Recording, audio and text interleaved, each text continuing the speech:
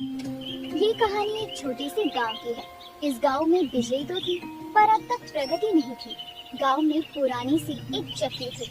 इस चक्की का मालिक था कालूराम। अरे भाई साहब, आपकी चक्की में पिसे हुए आटे का तो जवाब ही नहीं है। पिछले महीने मैं शहर गई थी अपनी बहन के घर पर। उनके यहाँ की ऑटोमेटिक चक्की है। वो आटा बिल्कुल भी स्वादिष्ट नहीं लग रहा था। आपके हाथ से घुमाने वाली चक्की का आटा तो बड़ा ही स्वादिष्ट है और सेहतमंद भी। ऐसे ही थोड़ी हमारे पूर्वज पत्थरों की चक्की बना गए हैं। गांव वालों को ये पुरानी चक्की का आटा ही भाता था। कालूराम का बेटा घनश्याम शहर में नौकरी किया करता था। अरे जी, अब घनश्याम को वापस क्यों नहीं बुला लेते?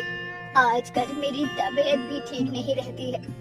अच्छा होगा कि वो गांव लौटकर यहीं रहे हमारे साथ। ठीक है, मैं एक बार उससे बात करके देखता हूँ।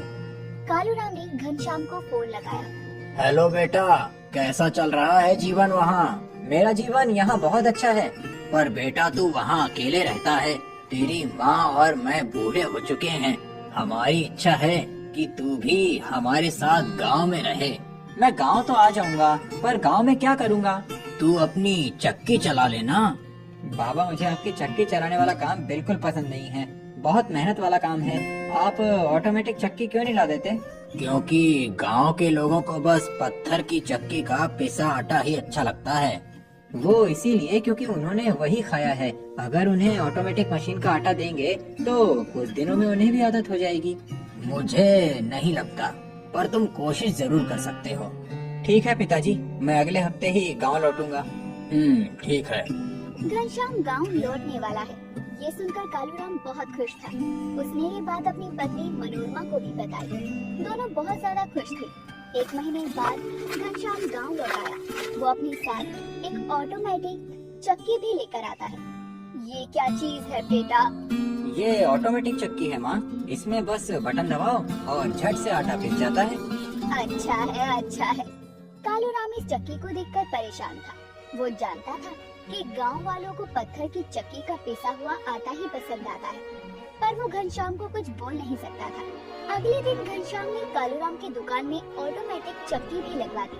कालूराम भैया, ये गेहूँ पीस दीजिए। तभी उस औरत का ध्यान ऑटोमेटिक चक्की पर गया। दीदी, ऑटोमेटिक चक्की है, बहुत ही बारीक आटा पीसती है। नहीं नहीं भैया, आप पुरानी पत्थर की चक्की पर ही आटा पीसना। ठीक है बहन जी। उस औरत की बात सुनकर घनश्याम का मुंह उतर गया। इसके बाद जितने भी ग्राहक आए, सभी ने पत्थर की चक्की पर ही आटा पीसने के लिए बोला।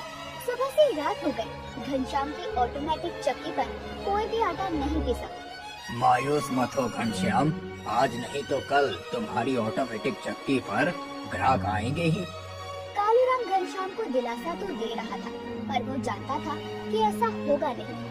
अब मैं तुझे कैसे समझाऊं कि आसपास के कई गांव से लोग सिर्फ पत्थर की चक्की पे आटा पिसाने आते हैं, लेकिन अगर तेरी ऑटोमेटिक चक्की नहीं चलती तो तू फिर से शहर जाने की जिद करेगा।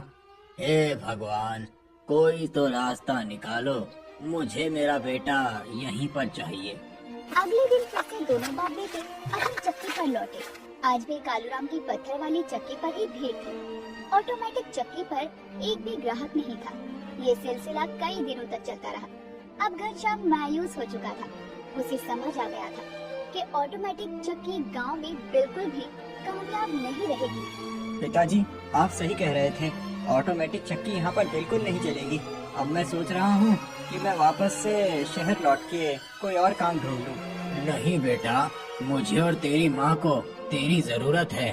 तू यहीं काम कर ले। यहाँ कोई ढंग का काम नहीं है। तू मेरी पत्थर वाली चक्की क्यों नहीं चलाता? वैसे भी मैं बूढ़ा हो चुका हूँ। अब मुझ में इतना बल कहाँ कि चक्की चला सकूं। पर पिताजी, मुझे इतनी मेहनत का काम कहाँ जमेगा। बेहतर यही है कि मैं शहर में कोई काम करूं। मैं तो बस बोल सकता हूं बेटा, बाकी तेरी मर्जी है। उस रात घनश्याम गहरी सोच में पड़ गया कि वो क्या करे। उसे इतनी मेहनत करने की आदत ही नहीं। माँ, पिताजी की सोच भी सही है। उन्हें अपने बेटे की जरूरत है, पर मैं दिन भर चक्की कैसे चला सकता हूँ? तभी घनश्याम को एक आइडिया सोचता है। ये ख्याल मुझे पहले क्यों नहीं आया? बेवकूफ हूँ मैं।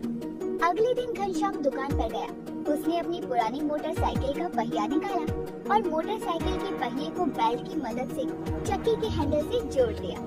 ये सब तू क्या कर रहा है? आप बस देखिए। फिर घनश्याम ने चक्की में गेहूं डाला और मोटरसाइकिल का एक्सीलेटर घुमाया। एक्सीलेटर घुमाने के साथ ही चक्की का हैंडल घूमने लगा और आटा पीसने लगा। ये तो जादू है बेटा। हाथों से चक्की घुमाने की मेहनत नहीं लग रही और पत्थर की चक्की में आटा भी पिस रहा है। बहुत ही बढ़िया। आज से मैं यही रहूंगा और आपकी यही पत्थर की चक्की चलाऊंगा, वो भी अपने अंदाज में। कालूराम ने अपने बेटे को गले से लगा लिया। उस दिन से घनश्याम की चक्की जादुई मोटर बाइक चक्की के नाम से मशहूर हो गई और वो कम समय में ज्यादा आटा पीस सकता था।